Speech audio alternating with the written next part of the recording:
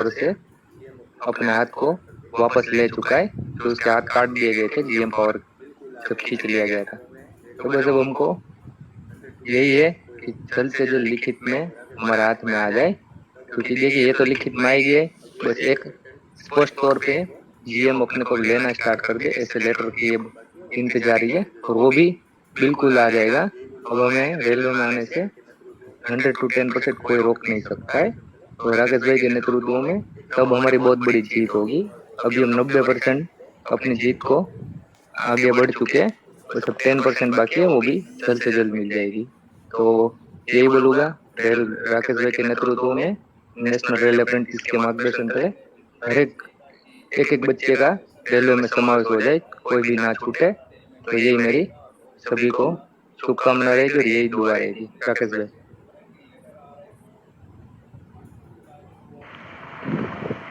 जी जी बिल्कुल, परवेज भाई ने बिल्कुल सही कहा कि इस एसोसिएशन के माध्यम से एक एक भाई, एक एक साथी हमारा रेल में नौकरी करेगा और बहुत जल्द करेगा। और कहीं न कहीं जो रेलवे बोर्ड से इतनी तरह की लेटर आ रही है, वो हम लोग का जो ट्विटर के माध्यम से आवाज है, राकेश भाई का मेहनत है, उसी का नतीजा है कि बोर्ड हरकत में है और कुछ न कुछ पॉलिसी लाने के पक्ष में है। तो मैं सागर भाई को बोलूंगा कि अपनी बातों को रखें। जी सागर भाई। थैंक यू भाई माइक दिया। सभी भाइयों को मेरा नमस्ते। मैं ज्यादा कुछ नहीं बोलूंगा। कल के दिन जो राकेश भाई ने ट्विटर स्पेस चलाया था 16 घंटे के, उसमें बहुत देर तक अपना ट्रेंडिंग में रहा। कल रात में भी बहुत देर तक ट्रेंडिंग में रहा। सुबह भी उठ के देखा हो तो सुबह भी वो ट्रेंडिंग में चल रहा था। 12 बजे तक, 11:30 बजे तक मैंने उसको ट्रेंडिंग में देखा कि नहीं यार, सीसीए कैंडिडेट अभी तक ट्रेंड कर रहा है। इसका मतलब ना कहीं तो भी बात रेलवे बोर्ड तक पहुंच रही है और सभी लोग देख रहे हैं, रेलवे बोर्ड के अधिकारी लोग देख रहे हैं, और कहीं तो भी अपने को अनदेखा कर रहे हैं इन लोग। बट राकेश बाबू के नेतृत्व के अंदर जो पता चली अपने को बात कि अपना सब कुछ काम हो रहा है, कोई टेंशन नहीं है। आ, होगा, थोड़ा टाइम लगेगा, पर जरूर सबका काम होगा और सभी लड़के रेलवे में नौकरी करेंगे। और ज्यादा कुछ नहीं बोलूंगा, अभी इतना ही बोलूंगा कि अभी भी जो सीसीए कैंडिडेट का जो ट्रेंड चल रहा है, हैशटैग लगा हुआ है, अभी जो लड़के जुड़े हैं, अभी कितने लड़के जुड़े हैं, 154 लड़के जुड़े हैं। तो जितने भी अभी ट्वीट रिट्वीट हुए उसके ऊपर सभी लड़के अभी मिनिमाइज करके माइक बंद करके जो लिसनर पे सुन रहे होगे, वो सब लड़के अभी, आप सिर्फ सुनने का काम मत किया करो, आप मिनिमाइज करते हो आप तो ट्विटर स्पेस पे जाके, प्रोफाइल पे जाके अपने रिट्वीट करते रहो और कंटिन्यू लाइक रिट्वीट कमेंट वगैरह वो चालू रहते रहो। ऐसा नहीं अपन सुन रहे हैं, सिर्फ सुन रहे हैं कौन बोल रहा है, एक लड़का भाषण दे रहा है उसकी अपन बात सुन रहे हैं। आप ट्विटर खोल रहे हो, आप सबकी बातें सुन रहे हो, तो सिर्फ आपको ट्वीट और रिट्वीट करने में क्या फर्क है? मतलब क्या हो रहा है आपको? आप देख, आप सुन तो रहे हो, सिर्फ आपको ट्वीट करना है, रिट्वीट करना है, लाइक करना है, बस बैठे बैठे आप कर सकते हो कंटिन्यू। ऐसा नहीं कि आपको सिर्फ सुनना है स्पेस में कौन क्या बोल रहा है, माइक ऑन करके आप तो आते नहीं हो, बोलते नहीं हो। आपको बोलने का बोलते तो कोई बोलता नहीं है, हाथ भी नहीं उठाता है, कुछ नहीं करता है, सिर्फ आते हो, सुनते हो, अपडेट लेते हो, चले जाते हो। ऐसा नहीं होता ना भाई। कल देखो आप, कल कितने अच्छे से प्रयास किए लड़कों ने, तो ट्विटर ट्रेंडिंग में आ गए सब लड़के, ज्यादा से ज्यादा ट्वीट किए।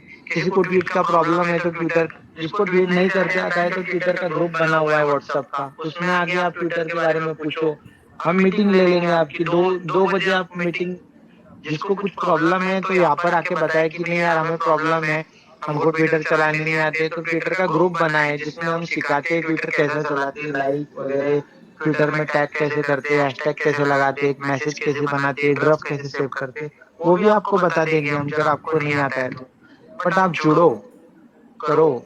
आप सिर्फ अपडेट मत लो, सिर्फ अपडेट के लिए मत ट्विटर पे आओ और हमारी बात सुनो।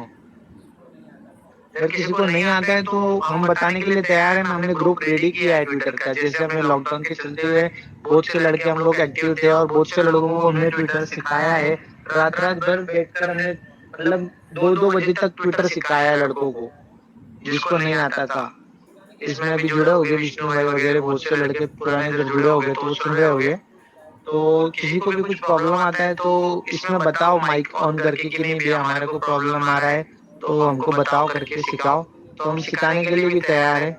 और पण सिखाने के बाद में आप फिर भी जब ट्वीट नहीं करेंगे तो फिर कोई फायदा नहीं है। हमने बहुत लड़कों को सिखाया ट्विटर करना कैसे करते हैं, क्या है, तो आप आओ, पूछो, माइक ऑन करो और बोलो। यहाँ पर सिर्फ सुनने के लिए मत आया करो, आप माइक भी ऑन करा करो। अभी यहाँ पर महाराष्ट्र के बहुत से लड़के सुन रहे होगे, तो अभी तो भी कुछ तो भी बोलो यार, मुंह बंद करके कुछ नहीं होगा, थोड़ा एक्टिव तो भी करो। जो लड़के सोए उनको एक्टिव करो यार अपने महाराष्ट्र के। देखो यार फेल हो गए, फेल होने के बाद में आप घर बैठे सिर्फ टेंशन कर रहे हो, टेंशन करके कुछ नहीं कर रहे यार। वो राकेश भाई देखो, राकेश भाई ड्यूटी पर होने के बाद में भी वो कितना अपने साथ में मिलकर अपने लिए खड़े हैं। वो आज कोई नहीं खड़ा है अपने पास, कोई लड़का, कोई लीडर आ नहीं रहा है अपने लिए कि नहीं यार हम भी लड़ेंगे, हम भी आएंगे, हम भी आपके साथ जुड़े रहते। वो रात दिन एक करके अपने साथ जुड़े हैं। किसी के फोन, हमेशा किसी का भी ऐसा ये नहीं कि वो फोन नहीं उठाते, सभी के फोन उठाते हैं, सभी को वही बात। हम फोन करके कुछ नहीं होता है, सब उनको यही पूछते हैं कि राकेश भाई कुछ अपडेट दो, कुछ अपडेट दो, कुछ अपडेट दो।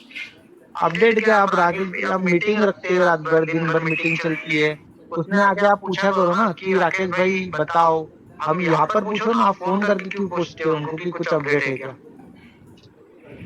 बस मैं और कुछ नहीं बोलूंगा, अभी अपना माइक ऑन करे, जो भी लड़के जुड़े हैं, और ज्यादा से ज्यादा आज 12 बजे तक मीटिंग चलेगी। और मीटिंग में हर एक बंदा अपने माइक पर आके 2 शब्द बोलेगा 2 मिनट के लिए, बस वही बोलूंगा। थैंक यू भाई मुझे माइक देने। मेरे भाई रिक्वेस्ट तो कर दे छोटी सी। मैं रेलवे मंत्री से और मोदी जी से यही आग्रह की विनती करता हूँ कि जो आप बोल रहे हैं कि हमारी पॉलिसी बाहर निकाल दे, और पॉलिसी बन चुकी है, सब कुछ हो चुका है, सेफ्टी कैटेगरी के वैकेंसी खाली है, जगह खाली है, तो वो वैकेंसी आप रेलवे अप्रेंटिस को देके उनका समायोजन करें और जल्दी से जल्दी हमारे नियुक्ति पत्र जारी करें। और बस इतना ही बोलूंगा। और डीओपीटी की गाइडलाइन को देखते हुए सभी जीएम पावर से सभी को समायोजन करें। जी भी भाई आप बात कर सकते हो, आपको माइक दीजिए। बहुत बढ़िया, बहुत बढ़िया, बहुत बहुत बढ़िया भाई। और कोई भी जिसको नौकरी वाकई में चाहिए तो वो रिक्वेस्ट कर सकता है, और उम्मीद के साथ रिक्वेस्ट कर सकता है, ना कि उनसे कोई अपन कर्जा नहीं मांग रहे हैं, ठीक है ना, देना पड़ेगा ये करेगा, मतलब ठीक है कोई बात नहीं, ले जाएगा ठीक है, लेकिन थोड़ा सा एक रिस्पेक्टफुली उम्मीद के साथ रिक्वेस्ट करो यार, ठीक है। उम्मीद को दुनिया कायम है, उम्मीद उम्मीद लगाओ कि बैठोगे उनसे तो वो करेंगे। तो मैं रिक्वेस्ट करूंगा सबसे, भले एक लाइन से ही, लेकिन उनसे उम्मीद करके एक रिक्वेस्ट करो कि सर आपसे पूरी उम्मीद है, आप हमारा निकालोगे, हमको रोजगार दोगे। भले पिछले रेल मंत्रियों ने क्या किया हमारे से हमको नहीं पता, लेकिन ये है हमें इतना मालूम है कि आपके जैसा सज्जन, आपके जैसा कर्तव्यशील, कर्मशील, जो एक बोलते हैं कि बहुत ही जोरदार इंसान, एक छवि होती है जो बहुत ही उत्तम छवि, वो शख्स हमारी बात जरूर सुनेगा। जेपी भाई देखो, मैंने इतना बोलने के बाद में भी किसी का हाथ ऊपर नहीं हो रहा है और बोलने के लिए आ नहीं रहे। और नहीं कोई बात नहीं, देखो बोलेंगे धीरे धीरे बोलेंगे, बोलेंगे हाँ बोलेंगे। देखो, रेलवे मंत्री जी से मैं यही कहूंगा कि ये आप बहुत बहुत अच्छे इंसान हो, बहुत अच्छे इंसान हो, एजुकेटेड इंसान हो। आपने जो रेल हादसा हुआ अभी, वो हादसे को आपने यूं चुटकी में उसको सॉल्व किया है बहुत अच्छी तरीके से। तो आप रेलवे अप्रेंटिस को भी बहुत अच्छी तरीके से जानते हो, आपको बहुत अच्छी तरीके से समझाया है, हमने ट्विटर के अभियान से भी समझाया है।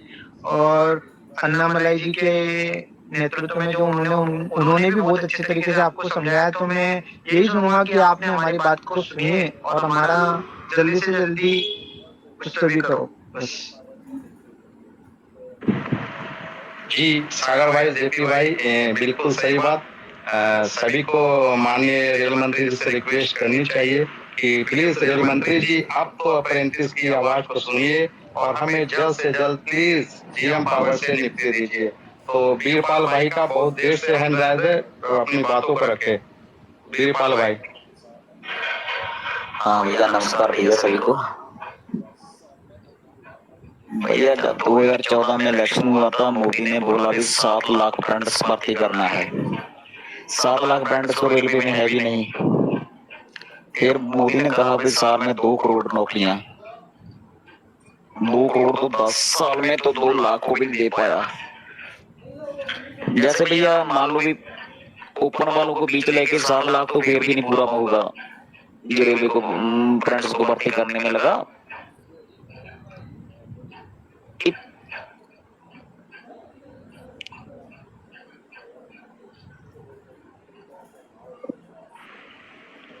जी वीरपाल भाई बोलिए। लगता है उनका नेटवर्क इशू है। जी प्रवेश भाई बोलिए। जी दोबारा माइक पे मैं इसलिए आया हूँ। देखिए दोस्तों, जिस तरीके से माहौल चल रहा है, मैं अंदर से बहुत खुश हूँ कि राकेश भाई के नेतृत्व में कहीं ना कहीं हम 100% इस बार कामयाब हो गए। दोबारा माइक पे मैं इसीलिए आया कि मैं अपनी बाइक को रख दिया था आप लोगों के सामने, लेकिन अंदर से जो खुशी है कि भाई हमारा काम कहीं ना कहीं होता हुआ दिखाई दे रहा है स्पष्ट तौर से, तो इसलिए दोबारा माइक पर आया अपनी बात को आप लोगों के सभी अप्रेंटिस भाइयों के सामने शेयर करने के लिए। यदि 6 महीने से राकेश भाई के नेतृत्व में जो हम लड़ाई लड़ रहे थे, तो यहाँ से तो मुझे पूरे का पूरा उम्मीद अब तो लग रही है। जिस तरह से सेफ्टी वैकेंसी खाली पड़ी हुई है 2,56,000, उसके बाद इन्होंने जो नीचे के लेवल क्लास 4 वाले उनको जीडीसी और एलडीसी के माध्यम से क्लास 3 में अपॉइंट करने का जो लेटर्स निकाला है, तो क्लास 4 की जो भी जितनी भी जगह है और खाली होने वाली है, तब तो यहाँ से रेल मंत्री जी की ओर से तो मुझे नहीं लग रहा है कोई भी ऐसा ब्लंडर डिसीजन लेंगे कि इसमें भी अप्रेंटिस का समावेश ना करे। ऐसा तो मुझे कतई नजर नहीं आ रहा है। तो बस मेरी यही रिक्वेस्ट रहेगी रेल मंत्री जी से कि इतना सारा रेलवे में जगह खाली पड़ी हुई है, तो बार बार जो भी राकेश भाई ने अपना ट्विटर का रखा हुआ है इसका मुद्दा कि रेलवे सेफ्टी कैटेगरीज के पद पर सीसीएस ही भरा जाए, तो कोई दो राय नहीं है कि आने वाले दिनों में 100 to 10% सीसीए को रेलवे सेफ्टी कैटेगरीज में तो प्रदान करेगा ही करेगा। क्योंकि राकेश भाई के माध्यम से हम लगातार दिल्ली से पत्र व्यवहार करते रहे। राकेश भाई ने डीओपीटी से लगा के जो खुलकर सामने बात आ रही है ना, डीओपीटी है वगैरह वगैरह, किसी ने आवाज तक नहीं उठाई थी। जो चीज राकेश भाई ने अपने लेटर्स के माध्यम से नेशनल रेल अप्रेंटिस ने उनको पूरा सपोर्ट किया, तो ये भी राकेश भाई भी मानते कि बिना सपोर्ट के वो अपना भी अच्छा ही सपोर्ट था राकेश भाई को, तभी वो अपने लिए कर पाए। बाकी बीच में बात आ रही थी कि हमारे साथ लड़के बहुत कम जुड़ रहे वगैरह वगैरह, ऐसा कुछ भी नहीं है। बहुत से लड़के अपने साथ जुड़े थे, क्योंकि लड़कों ने भी देखा नहीं भाई, एक बंदा है जिसके पीछे कोई भी यूनियन का या कोई भी 10 से 12 लाख का संगठन नहीं खड़ा हुआ है, ठीक है, अकेले है और अपने रेल अप्रेंटिस के ही साथ और सहयोग से पूरा उन्होंने काम किया। तो यूनियन यही होती है दोस्तों। यूनियन क्या होती है कि भाई जितने भी बंदे एक साथ जोड़ते हैं, लोगों का समूह होता है, वो समूह मिलके एक बंदे को सपोर्ट करता है और वो जाके अपनी बात को मनवाता है, तो यही यूनियन होता है। तो हमने आज से बस यही माना था इससे पहले कि यूनियन में एक ही चीज है कि जो रेलवे का यूनियन है वही हमारा काम करवा सकता है, लेकिन इस मान्यता को राकेश भाई ने जड़ से खत्म किया है। इसका आप देख सकते हो नतीजा। आज से पहले कोई भी ऐसा संगठन नहीं है कि जो बिना यूनियन के किसी के सपोर्ट के बिना रेलवे तक अपनी बात को पहुंचा सका हो, और शायद थोड़ा सा रह गया है, कामयाबी की सीढ़ी भी 100% प्राप्त कर लेंगे। तो यही है दोस्तों कि नॉलेज होना बहुत जरूरी रहता है। कि हमारे पास हम बहुत खुशकिस्मत है कि राकेश भाई जैसा फुल टाइम देने वाला हमको लीडर्स भी मिला, और साथ में उनके पास नॉलेज तो था ही अप्रेंटिस का, उसमें तो कोई दो राय नहीं है। और साथ में उनका दिल भी बहुत साफ है, सही नियत के साथ उन्होंने लड़त दी है, क्योंकि ना उनको कोई लेना है ना देना है रेलवे की जॉब से। तो कुल मिला के जो बोलते हैं ना, सभी गुण सर्वगुण संपन्न एक लीडर्स हमको मिला। और हम जितने भी भाई लोग हैं नेशनल रेल अप्रेंटिस के, वो भी काफी मेहनती है, काफी कुछ सबके सपोर्ट के साथ 100 to 10% हम आगे बढ़ रहे हैं।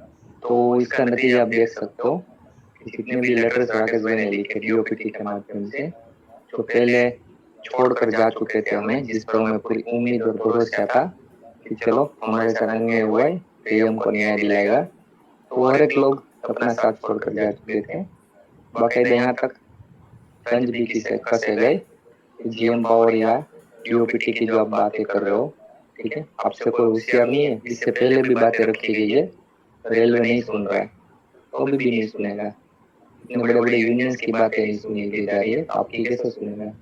लेकिन अपनों ने हार नहीं मानी, राकेश भाई ने भी हार नहीं मानी।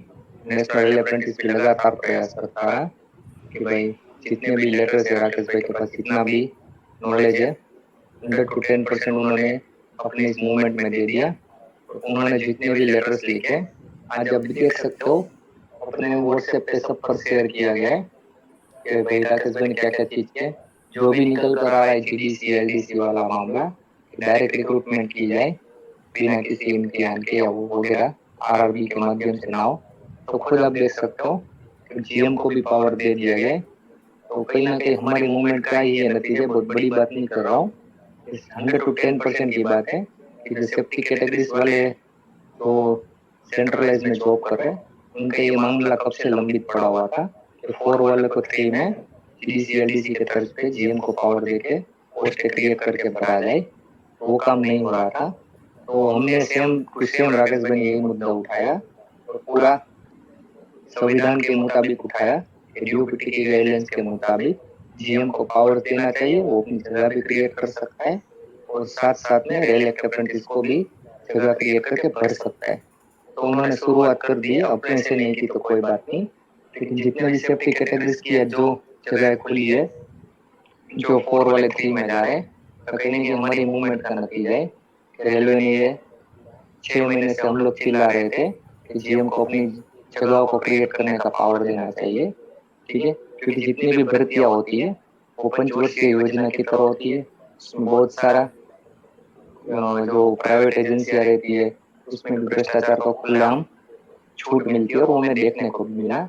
एक ही एजेंसी के ऊपर 40-50 केसेस होना, और रेलवे एक्ट अप्रेंटिस जहाँ पर वो पास था वहाँ पर 2/3 जैसा कोई भी मैटर में बताया नहीं गया था, वो हिडनली लाकर सबको फेल कर देना, बहुत सारे प्रॉब्लम क्रिएट होते हैं।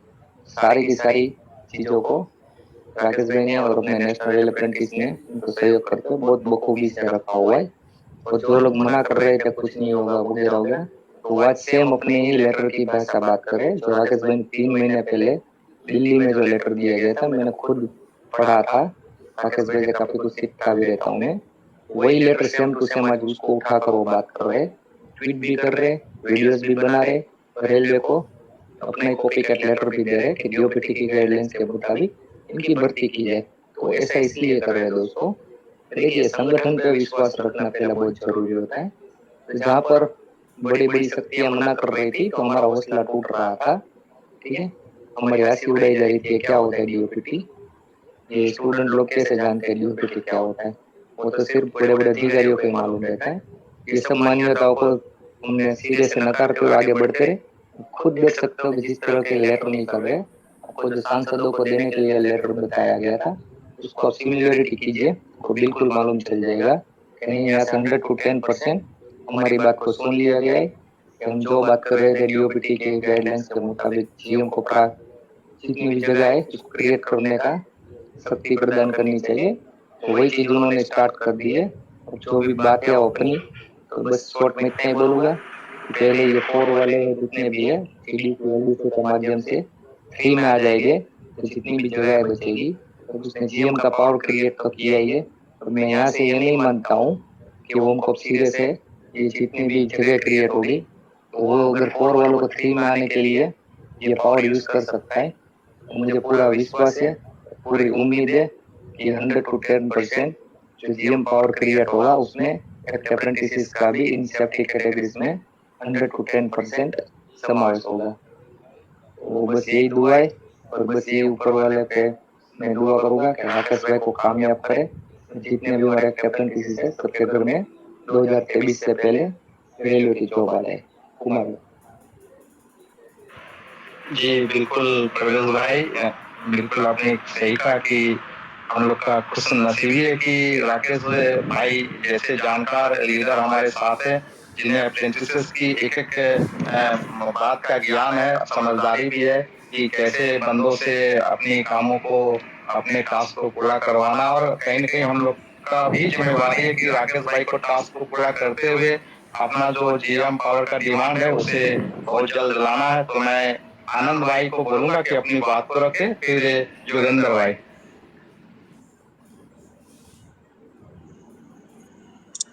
जी धन्यवाद भैया माइक देने के लिए। और अप्रेंटिस स्पीकर पैनल पर जितने भी साथी सुन रहे हैं आवाज, उनको भी बहुत बहुत नमस्कार और धन्यवाद देना चाहूँगा। मैं अप्रेंटिस साथियों के लिए इतना ही बोलूँगा कि साथी, आज जो हमने 6 महीने से पहले लड़ाई चालू की थी स्पेस के माध्यम से या गूगल मीट के माध्यम से, उसमें बहुत संख्या कम थी। तो धीरे धीरे आज हमारा जो संगठन है, अप्रेंटिस की यूनिटी है, वो धीरे धीरे बढ़ती जा रही है। पहले ट्विटर स्पेस पे मुश्किल से 40 या 50 लोग ही जुड़ते थे, पर आज धीरे धीरे जिस तरह से लोगों को पता चल गया कि सरकार धीरे धीरे मतलब अपना मुंह नहीं खोल रही है, और लोग हमारे साथ राकेश जी के नेतृत्व में जीएम पावर की डिमांड को आकर इसमें सहयोग दे रहे हैं, उनको भी बहुत बहुत धन्यवाद देना चाहूँगा। और साथियों, यही बोलूँगा कि अप्रेंटिस की लड़ाई पिछले 13-14 साल से चलती आ रही है। किसी ने भी इस लड़ाई को इतनी अच्छी तरीके से जितना राकेश जी, जो आज अपने नेतृत्व में, राकेश जी के नेतृत्व में सारे जो भी अप्रेंटिस के लिए नियम संशोधन बनाए हैं, वो सरकार के आगे उन्होंने मंत्रालय तक उन्होंने जो प्रस्तुत किए हैं, उतना अच्छा काम अभी तक किसी ने नहीं किया है। आप लोगों को भी मालूम है और कि पहले भी जो 2019 की भर्ती थी, उसमें गलत नियम, हमारे लिए बोला जाए तो एक 20% वाला सबसे बड़ा कानून, काला कानून आया था। उसके बाद भी 1/3 को लोगों ने स्वीकार कर लिया, उससे भी किसी का भला नहीं हुआ। आने वाले समय में अगर ऐसा कुछ सरकार सोचती है कि परीक्षा के द्वारा अगर ऐसा कुछ होगा, तो उसको भी हम स्वीकार नहीं करेंगे, क्योंकि हमको ऐसी बिल्कुल गलत नीति में, सरकार के चक्कर में नहीं फंसना है, दोहरी नीति में, कि जिससे हमारा एक ही अप्रेंटिस साथी का नुकसान हो। क्योंकि अप्रेंटिस साथी लंबे समय से बहुत प्रयास करते आया है, किसी को 10 साल, किसी को 12 साल। हमारे साउथ के साथी की तो ओवर एज निकल चुकी है, पर आज भी वो हिम्मत नहीं आ रहे, और हमें भी बिल्कुल हिम्मत नहीं हारना है। और अप्रेंटिस के लिए जो लड़ाई है, वो चालू ही रहेगी जब तक हमारे लिए ऐसी कोई अच्छी पॉलिसी नहीं आ जाती है, जब तक रेलवे बोर्ड से हमारे लिए ऐसी कोई पॉलिसी नहीं आती है कि जिससे एक एक अप्रेंटिस साथियों का सरल तरीके से समायोजन रेलवे में हो सके। तो मैं श्रीमान रेल मंत्री जी से भी यही निवेदन करूंगा कि sir, apprentice ITI plus railway की संस्थान से जो प्रशिक्षण लेके बैठा है, वो काफी लंबे समय से आपके अधिकारियों की तरह जो डीओपीटी की गाइडलाइन को फॉलो नहीं किया है, उसका भी उल्लंघन किया है। तो सारा कुछ उसके लिए, उसी के चक्कर में मतलब आज अप्रेंटिस साथी की एकता टूट चुकी है, और उसका बेरोजगारी का सबसे बड़ा शिकार हुआ है। पिछले 9 वर्षों में जब से आपका कार्यकाल आया है, बीजेपी का कार्यकाल आया है, तब से बेरोजगारी तो इस देश में इस चरम सीमा पे पहुंच चुकी है कि लोगों ने बिल्कुल भर्ती के नाम पे कुछ भी नहीं करा है। बिल्कुल ग्राउंड लेवल पे जीरो है सरकार। मैं अप्रेंटिस साथियों को के सामने सच बात बोलूंगा, इस सरकार ने बिल्कुल भी रोजगार के नाम पे जीरो लोगों को दिया है, कुछ नहीं दिया है। तो सरकार की सबसे बड़ी नाकामी यही है कि जब चुनावी वादे तो ये बहुत बड़े बड़े करती है। पिछले 9 साल पहले जब मोदी सरकार आई थी, तब उसने बोला था कि 7 लाख अप्रेंटिस साथियों को रोजगार देंगे, पर उन्होंने ऐसा बिल्कुल नहीं किया। हर चीज का बेरोजगारों को रोजगार के देने के नाम पे पीछे हटती है, और सिर्फ दुनिया भर की बातें होती है, कुछ नहीं हो रहा है। पर बेरोजगार अगर अप्रेंटिस साथी रहेगा तो वो बर्दाश्त नहीं करेगा। इस इलेक्शन के चलते चलते जो आने वाले समय में 6 महीने बाद इलेक्शन है, मैं रेल मंत्री जी से यही रिक्वेस्ट करूंगा कि इतने सारे रेल हादसे हो रहे हैं, हर आए दिन रेल हादसे होते हैं, हर 4 दिन 5 दिन बाद मालगाड़ी कभी पटरी से उतर जाती है, कभी सिग्नल फेल हो जाता है। तो कहीं ना कहीं ये सेफ्टी कैटेगरी की जो भर्ती नहीं की जा रही है, उसका ही नतीजा देखने को मिल रहा है। और इसके अंतर्गत कितने रेलवे ऐसे हादसे होते हैं जो मीडिया बिल्कुल दिखाती नहीं है। मीडिया बिल्कुल दिखाती नहीं है।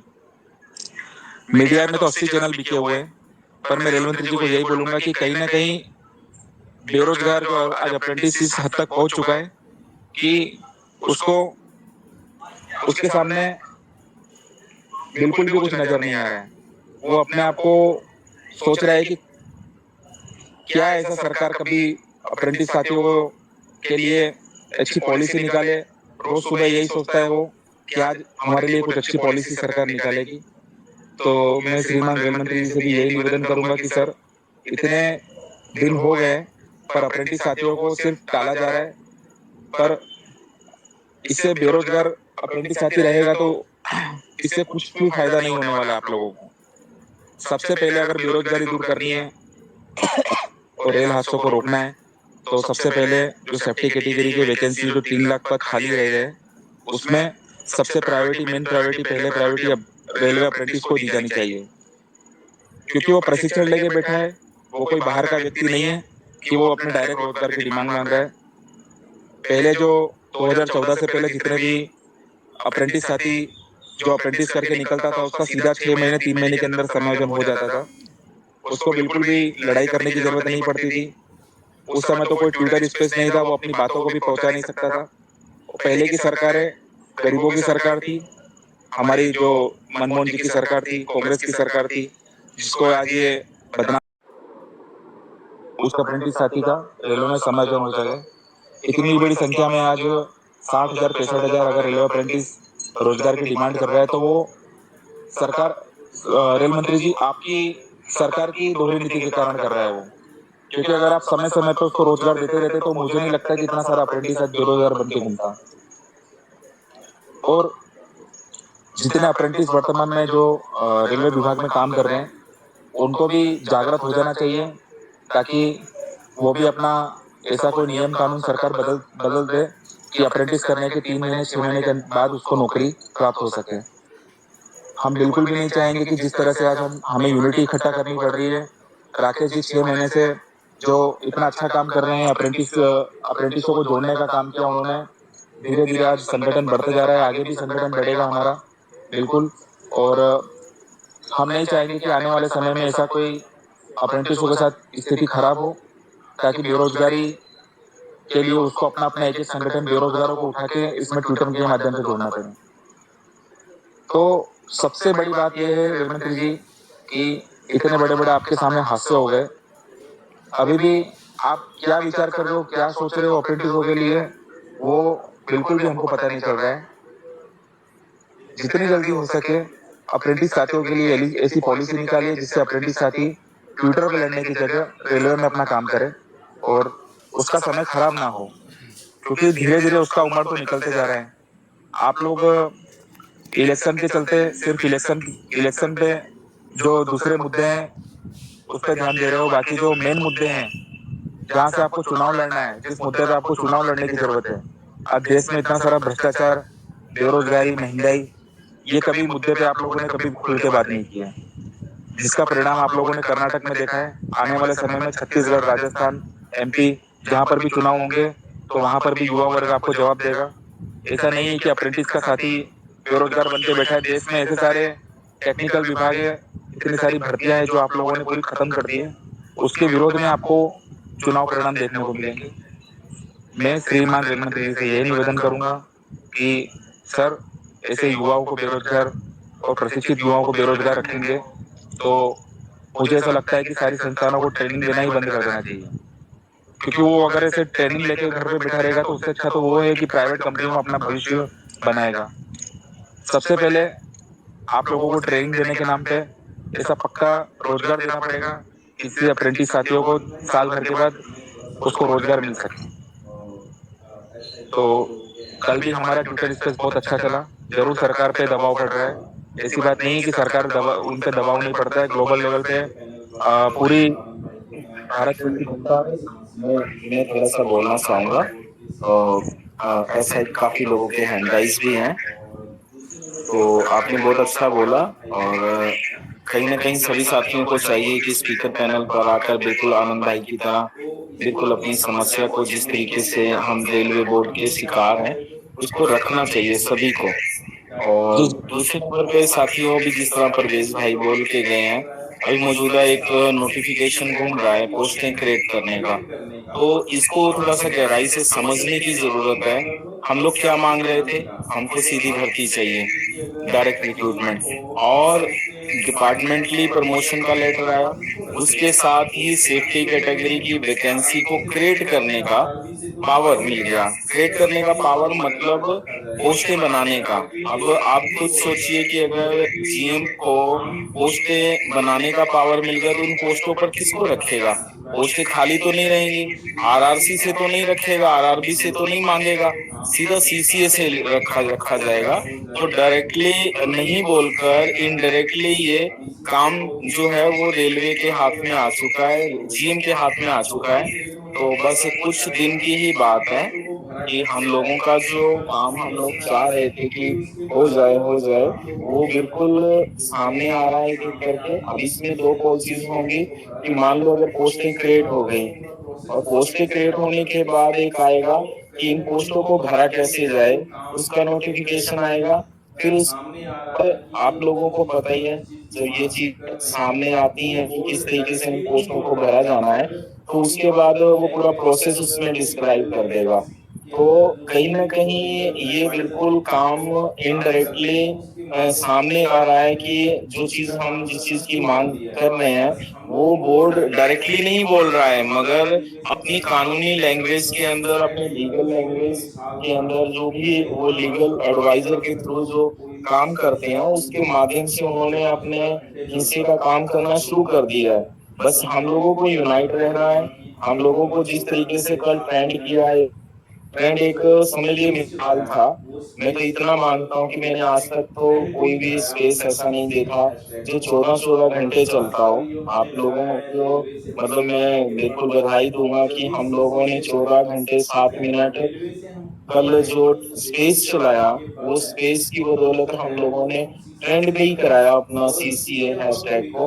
और आज का भी जो हमने लगाया है रेलवे सेफ्टी कैटेगरी के पद जल्दी सीसीए से भरे, ठीक है। और रेलवे से हम बोल रहे हैं कि जो सेफ्टी कैटेगरी के पद हैं, पोस्ट हैं, वो हम सीसीए से भरें। और इसके अलावा कोई विकल्प नहीं बचता है साथियों। आज रेलवे के पास 3 लाख के करीब जो है पोस्टें खाली पड़ी हैं और उनको भरने के लिए अब उनको किसी रिक्रूटमेंट एजेंसी को नहीं देने की जरूरत है। जो पोस्टें क्रिएट करेगा वो किसी रिक्रूटमेंट एजेंसी को थोड़ी देगा, उसको तत्काल भरनी है, इमरजेंसी रिक्रूट करना है। तो पॉइंट को समझिएगा। हम लोगों की एक अगर बोले 100 में से हम बोले तो हमारी 50% जो है डिमांड एक्सेप्ट हो चुकी है, 50% प्रोसेस होना बाकी है। प्रोसेस के लिए नोटिफिकेशन निकलना है कि इन पोस्टों को, क्रिएट की गई पोस्टों को कैसे भरना है, ठीक है, उसके लिए निकलना बाकी है।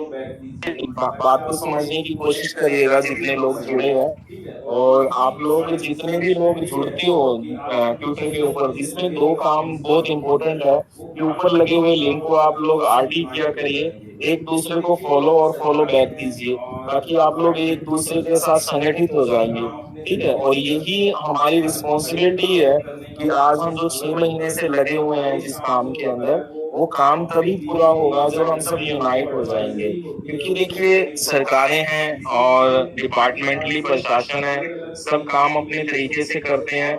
हर एक काम करने का प्रोसेस अलग है और हर एक काम जो होता है वो अपनी दी हुई गाइडलाइन जो उनको एडवाइजरी होती है उसके अकॉर्डिंग करते हैं। इसीलिए इनके पास अलग अलग तरीके की मीटिंग्स होती हैं। जैसे पावर स्टैंडिंग पावर कमेटी की मीटिंग की बात की गई थी, आप लोगों को पता है। पीएनएम होती है, रेल के छोटे छोटे जो प्रॉब्लम्स होती हैं, परेशानियां होती हैं कर्मचारियों की या रेलवे की समस्या होती है, उसको लेकर पीएनएम होती है। और पीएनएम के अंदर ये मुद्दा जो है डिपार्टमेंटली प्रमोशन वाला कई बार उठाया गया। रेलवे अप्रेंटिस की डायरेक्ट रिक्रूटमेंट का मुद्दा कितनी बार उठाया गया कि जीएम पावर के अंतर्गत इन लोगों की जो है समायोजन किया जाए। मगर कहीं ना कहीं रेलवे के अंदर प्राइवेटाइजेशन जो अभी प्रवेश भाई बोल के गए, ट्रिपल पीपी के ऊपर प्रोजेक्ट चल रहा था। तो वो ट्रिपल पीपी का जो प्रोजेक्ट चल रहे थे, वो जो अभी हाल फिलहाल में इतनी बड़ी रेल दुर्घटना हुई, उससे ये चीज स्पष्ट हो गया कि आउटसोर्स के माध्यम से कोई जिम्मेदारी नहीं उठाने आता। रेलवे के ट्रैक का नुकसान हुआ, बोगी का नुकसान हुआ या सिग्नल में जो खामियां पाई गई, वो अगर आउटसोर्स के कर्मचारियों से करवाई गई या दी हुई कंपनी से टेंडर पूरा करवाएगा, उसका तो काम था कि आप काम पूरा करें और चले जाएं। वो चले गए, अब रिस्पॉन्सिबिलिटी रेलवे अधिकारियों की है। तो इस चीजों का जो है अब आभास हो रहा है, और ये चीज हम मीटिंगों में भी कहते थे कि बहुत सारे देशों में पहले प्राइवेटेशन किया गया और प्राइवेटेशन की जो खामियां थी उनके सामने आई और वो पुनः जो है राष्ट्रीयकरण के ऊपर आए। ठीक है, और यही चीजें रेलवे में भी एक एक्सपेरिमेंट के तौर पर देखा जा सकता है कि प्राइवेटेशन का बहुत ज्यादा नुकसान है। कोई रिस्पॉन्सिबिलिटी नहीं निभाने आता है, बाद में वही कर्मचारी निभाता है, वही अपनी जिम्मेदारी निभाता है जो 7 साल की नौकरी करता है। उसको डर रहता है कि मैं 7 साल की नौकरी में कोई अगर ऊंच नीच काम करूंगा या ऊपर नीचे का काम करूंगा, बल्कि इसकी जिम्मेदारी और जवाबदेही भी मेरी है। तो आप ये सब चीजें आपके फेवर में हो रही है, और हम लोग लगातार स्पेस बनाते हैं और सबको आने के लिए और बोलने के लिए बोलते हैं। बाकी मैं जुड़ा रहूंगा मीटिंग में, आप लोगों के हैंड राइज है, 1 बाय 1 सभी भाई अपनी बात रखेंगे। तो पहले योगेंद्र भाई आप रखिएगा, उसके बाद राहुल, शाहू भाई, फिर राम लखन भाई। थैंक यू जी राकेश भाई, नमस्कार सभी भाइयों को। मैं यही कहना चाहता हूँ रेल मंत्री जी से कि रेल मंत्री जी, आप परमानेंट जॉब न देते हुए आप प्राइवेटेशन के हाथों में अपनी सरकारी संपत्ति दे देते हो और उसका खामियाजा सभी पब्लिक को भुगतना पड़ता है। जैसे कि बालासोर में जो एक्सीडेंट हुआ,